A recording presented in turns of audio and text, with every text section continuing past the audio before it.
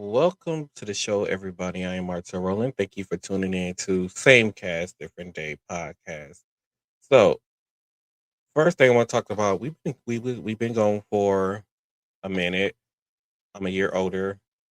I'm 34. I feel like wow, just like time is flying. But yes, I'm a year older, and there's just been a lot of things happening since the last time we done the show, and I don't know. I was trying to figure out how are we going. Well, how was I? Well, I don't know if Tina's going to join, but how about going? How about going with the show? Going on with the show. Well, for this episode, because one of the main things is that it's just been so much chaos lately within our government. 'Cause one of the things that happened while I was gone was the guy that's in charge of I forgot what his job is, but he spent like $98 billion on buying himself luxury items and stuff like that. And it's like, and you get these MAGA people, and they're not angry about these things that's going on. And I'm just wondering now, with everything that's been happening, are they at the point of regret yet? Like, do they regret their vote?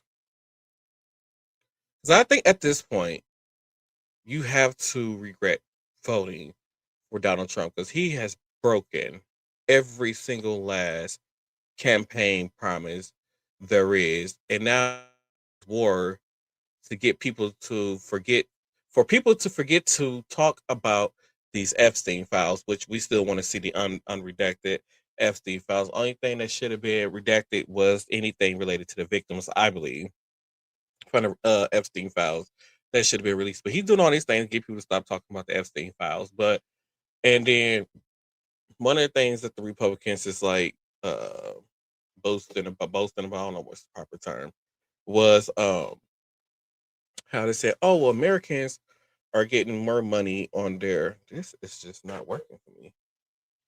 Americans are getting more money this year on tax returns.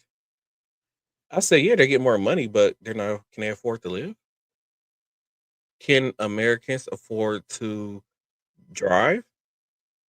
Because as of right now, gas prices. Somebody said gas prices is almost $9 in LA. I don't know if that's not true. If there's someone in LA who can verify that, can y'all send us the pictures, like Facebook or Instagram to the Same Cast Different Day podcast on Facebook or Instagram, so we can see if gas is really $9 an hour. I mean, $9 a gallon, well, near $9 a gallon in Los Angeles. So it's this man has broken every last campaign promise. Gas prices are up. The cost of living is still up. Inflation is up, and there's all these failures that are happening, and we don't see not one, not one person from MAGA going online and say, "Yeah, we messed up." Like, at what point do y'all be like, "Yeah, we messed up"? Because now there is this construction company that's in what construction period. They're sort of coming to a halt. There's supposed to be a there was supposed to be a like a cul-de-sac being built, and there's like these brick like concrete foundations that was laid, and that was it.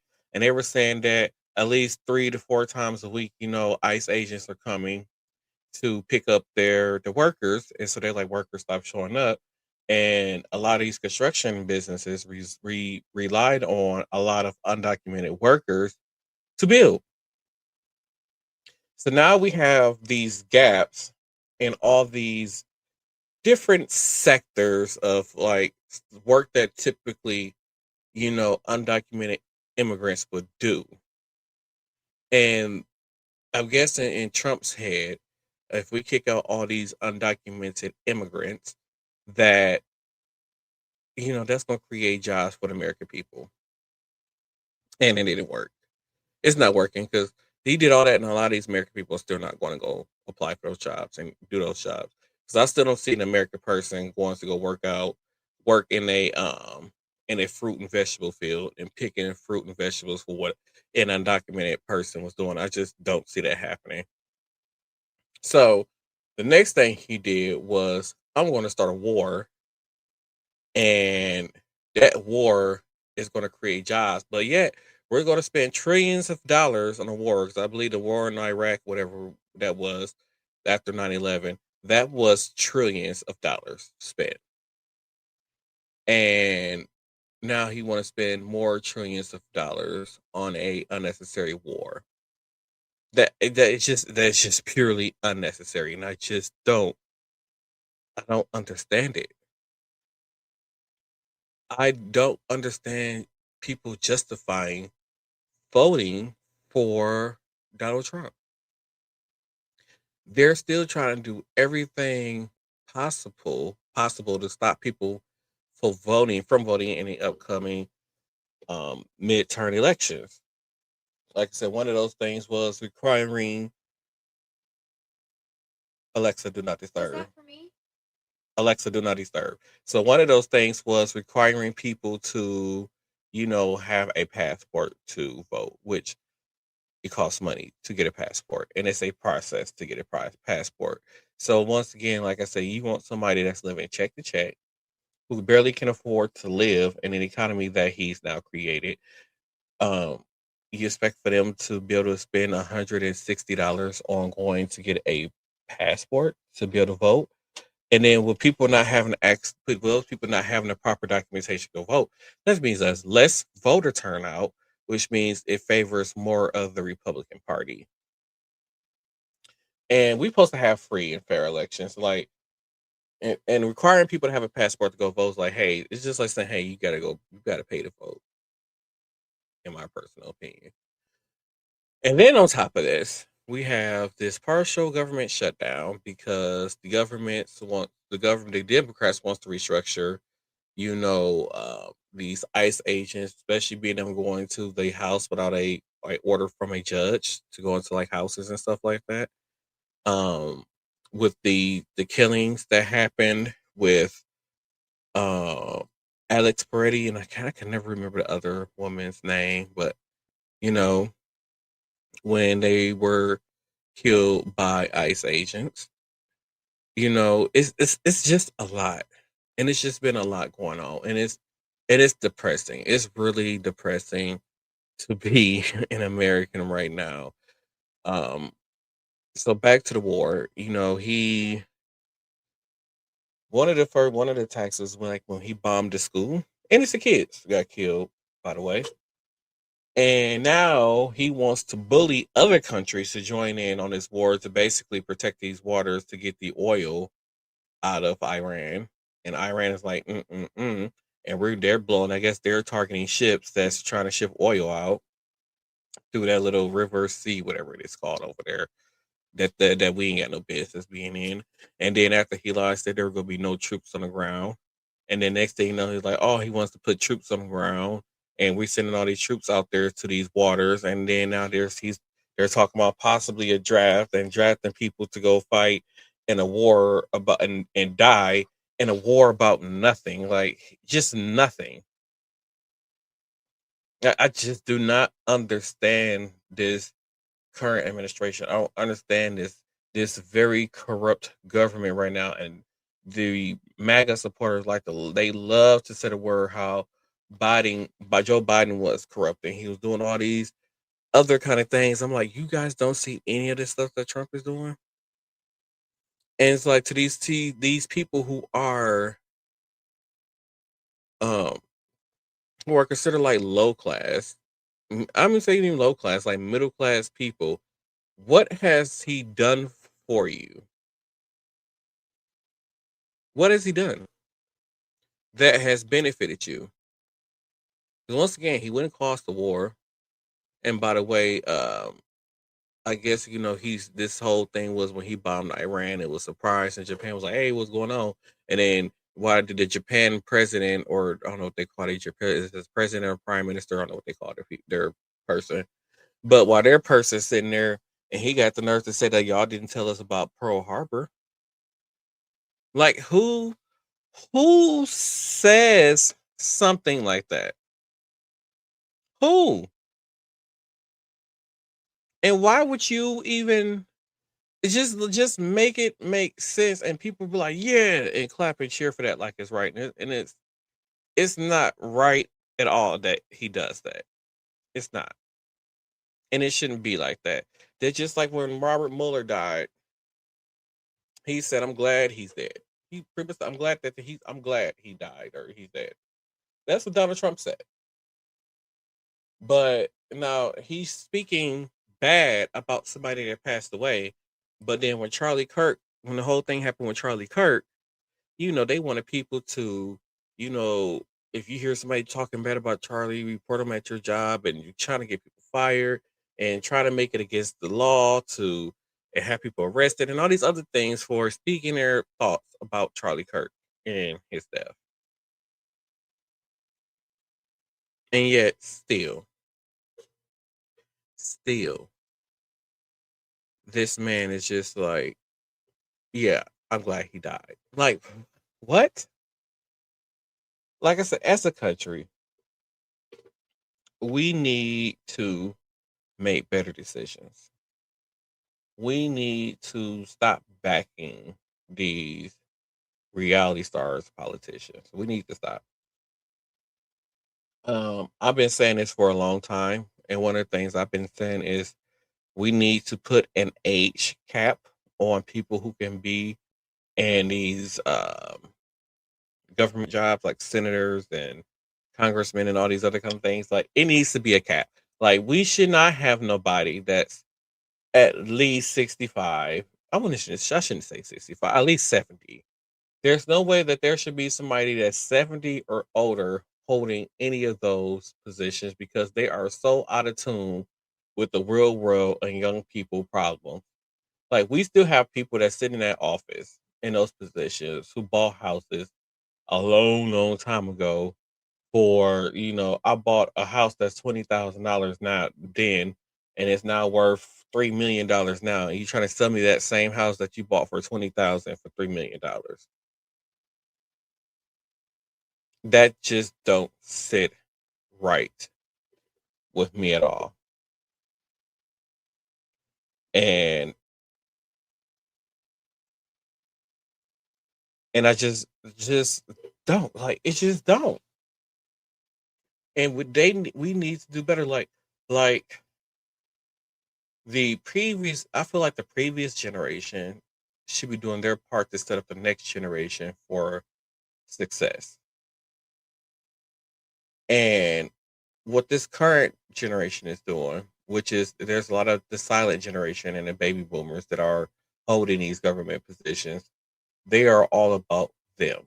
They are all about making money from them. It's all about them, them, them. They don't too much care about the next generation. And they like to call the next generation lazy, or they don't want to put in the work to do something, or they're like, how about you guys step down for your jobs so I can have me a good paying job and have the opportunities that you created for yourself? How about we do that? But that's not going to happen because the silent generation and baby boomers is all about them, them, them, them, and only them. And like I said, that is not going to change until we get a lot of young people involved in the government. Like, I get so sick and tired of hearing people say, like, oh, my vote doesn't matter. My vote doesn't count. It does count. Then they'd be like, oh, well, every time there's a president, they do 8 years, and then they switch from a Democrat to Republican, and then every Republican do 8 years, and then they switch to a Democrat. Still don't matter. Just get out and vote.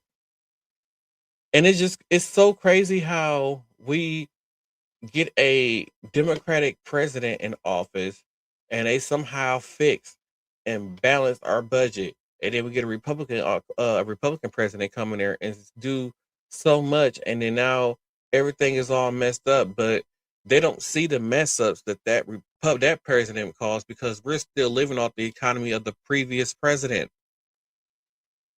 Like literally right now, it should be the same way, but Donald Trump has messed up so much that Biden's economy is pretty much gone. And her people still blaming everything that's happening today on Biden. Like, no, you cannot blame that on Biden. Like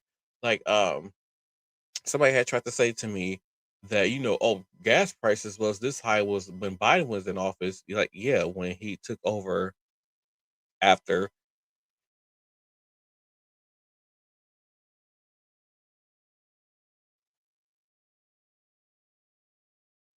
Oh god, I feel like I had to sneeze. I'm sorry, guys, if I got sneeze and stuff.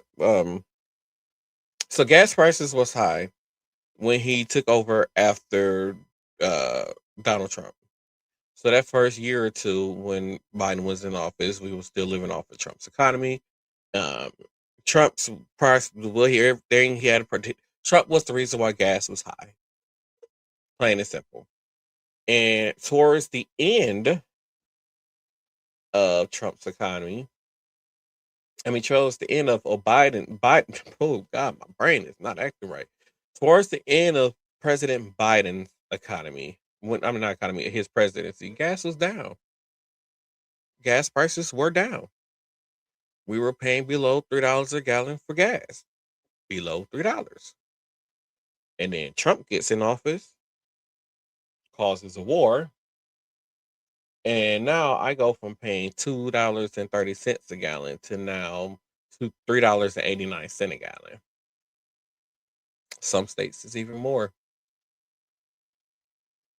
We went from having affordable for people who had inhalers, affordable inhalers. I remember at one point I was paying $10 for an inhaler when I needed one. That price has went up also.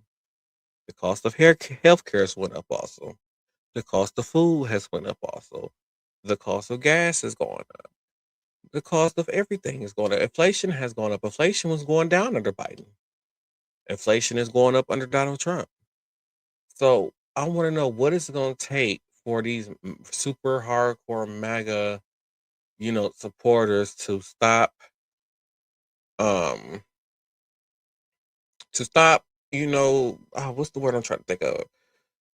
What is it going to take for them to stop supporting this man?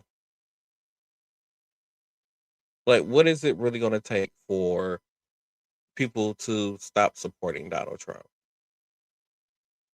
Like right now, he's about to send your kids to war. Your precious babies that you love so much. He's about to send them to war. It ain't right.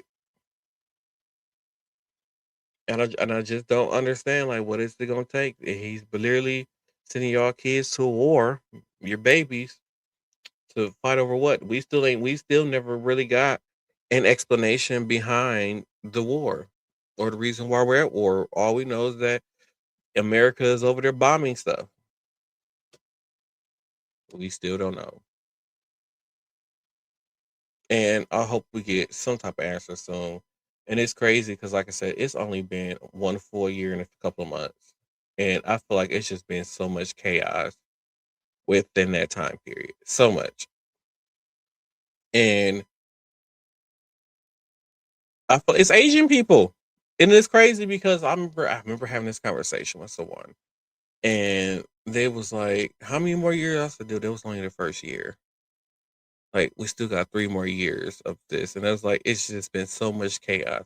It's felt like it's already been at least 2 to 3 years of Donald Trump's chaos when it's only been a year.